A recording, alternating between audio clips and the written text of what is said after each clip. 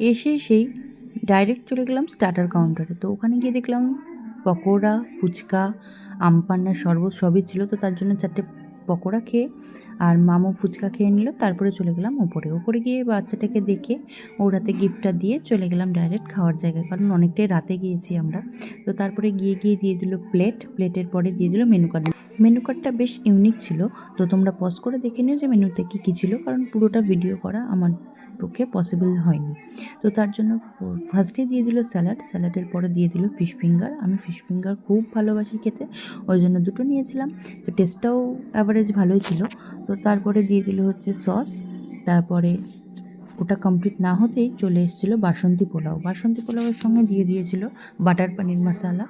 তারপরে দিয়েছিল chilli chicken. তো চিলি চিকেনের সঙ্গে পোলাওটা আমার খুব একটা ভালো লাগেনি। তারপরে ধোঁয়া ওঠা গরম ভাত, তার সঙ্গে মাটন, তারপর চাটনি, মিষ্টি, আইসক্রিম, মুখশুদ্ধি। এই ছিল সেদিনকার মেনু। তো তোমাদের সবার কেমন লাগলো অবশ্যই কমেন্ট সেকশনে জানিও। তো আজকের মতো এখানেই শেষ করছি। Tata, by.